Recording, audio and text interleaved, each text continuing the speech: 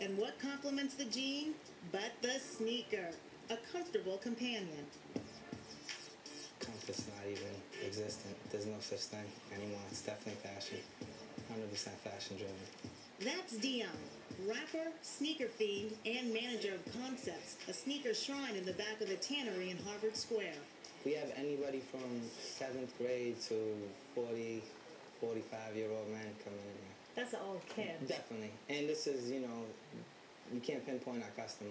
Every race, creed, nationality, rappers, hardcore, for everything. The biggest sellers? Nike Air Force Ones. Exclusive designs that Nike sells just to Concepts. This is a plastic sneaker. Correct. See-through.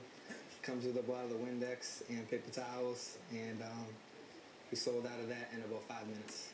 And this one right here, I'm anticipating quite a big line for on Saturday. This is the watermelon kiwi.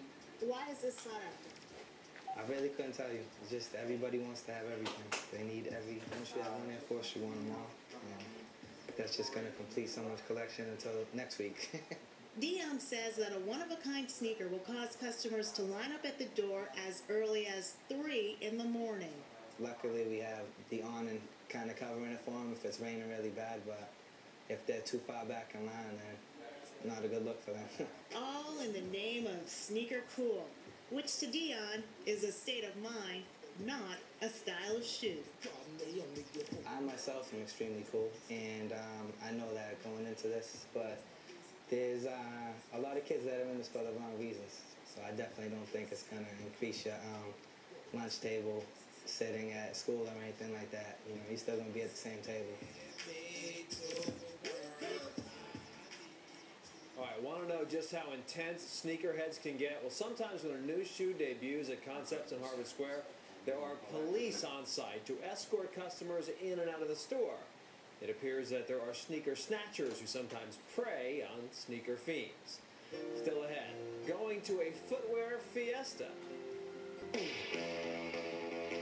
So, we've walked through the looking glass and there is no turning back.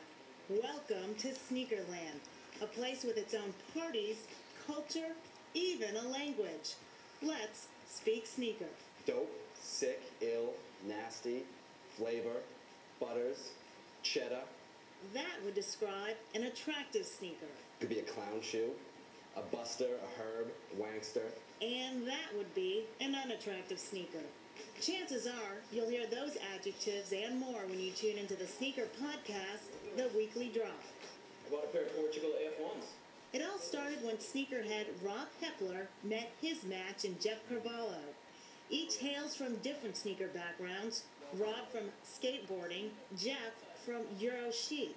But as they say, opposites attract. And holy kicks, have they attracted the crowds. Each episode is about 20,000 downloads. Belgium, Germany, a lot of people in Europe, a lot of people Canada and the U.S. It's the constant quest to find that one shoe that nobody else has. A sneaker lifestyle. Soldier Design in Harvard Square. On the Weekly Drop, Rob and Jeff interview shoe designers, rappers.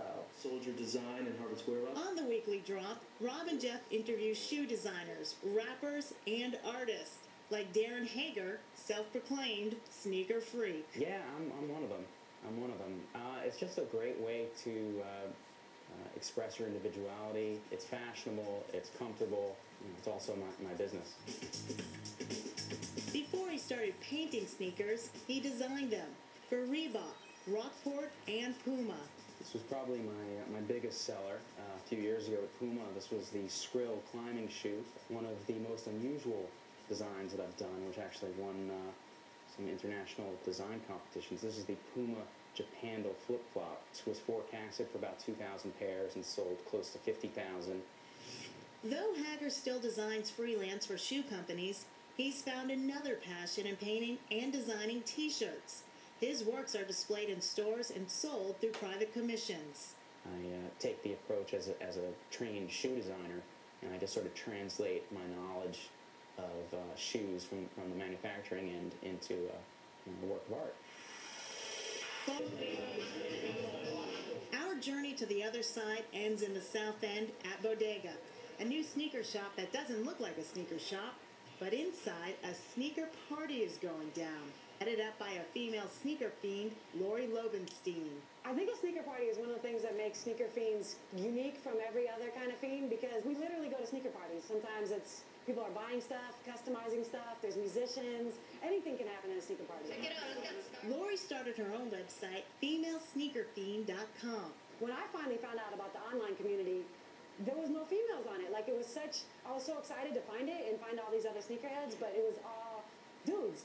Lori only owns about 30 pairs of sneaks herself, but that's enough for this girl to do what a girl's gotta do. My sneakers are for living in. Sounds like a good slogan to us. Let's rephrase that. Dope, sick, ill, nasty. Sneaker painter Darin Hager plans to go back to designing shoes, launching his own line next year. We'd tell you the name he plans to use, but then we'd have to tie a knot in your high tops. Chronicle will be right back after this break.